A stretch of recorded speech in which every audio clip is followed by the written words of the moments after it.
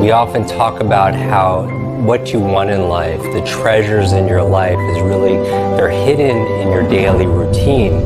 And that really is the key. Because remember, consistency compounds. Consistency compounds. Little by little, a little becomes a lot.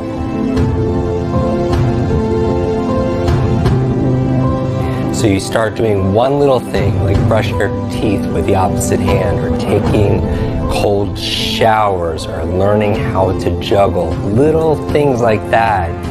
It doesn't seem like a lot, but it's a little slight difference. Like one step in another direction can completely change your destination.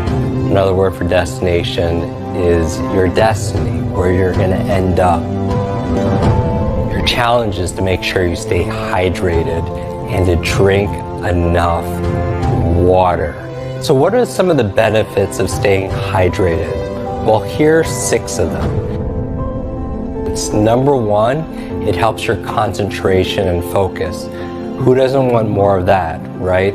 How do you maintain your focus in a world full of distractions? Stay hydrated. Number 2, the second thing is it helps to balance out your mood and your emotions. Very important. Number 3, it helps you with your memory functioning. Who doesn't want to turn I forgot into I remember, right? Number 4, it helps to add more blood flow and oxygen to the brain. Very important physiological effect of drinking more water. Number 5, it helps you to relieve or maybe even prevent headaches. So those of you who have aches and pains between your ears, think about your hydration. And finally, number 6, it helps you to relieve and manage your stress better.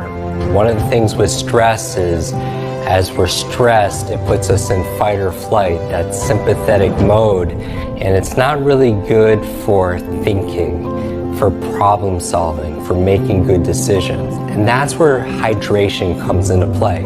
It's something so small, but again, as your brain coach, a coach doesn't always tell you something brand new. A coach sometimes will just remind you what you know is true. I always recommend every single time you take a brain break, right? 25 minutes of study, 25 minutes of work, and then you stop. And what do? You take deep breaths, right? Because the lower 1/3 of your lungs absorbs 2/3 the oxygen. But sometimes when we're going through and we're getting through our inbox and we're writing that business plan or whatever, we tend to not breathe because of our posture or because of the state that we're in. So not only do you breathe, but also what else do?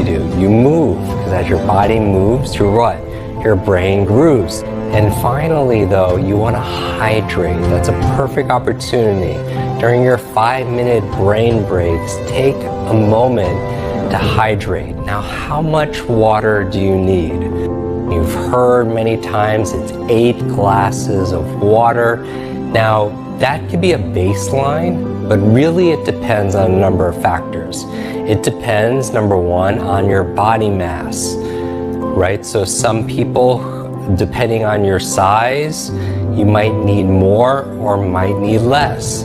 It also depends on your environment. If you live in an environment where it's very hot, for example, it's kind of obvious, but you need to stay more hydrated. It also depends not only on your body mass and your environment in terms of the climate and temperature, also it depends on your activity level. If you work out a lot and you're running a lot and you're exercising, obviously you want to be able to replace that water also as well. Water matters, especially for your gray matter. So what I'm going to ask you to do, if you're up for this challenge, remember, with challenge comes change. And we want to create some radical, beneficial, positive change in your life. I mean, if you want greater reaction time and thinking speed, upwards of 30%, stay hydrated. And remember, how much you drink and what you drink matters, especially for your gray matter.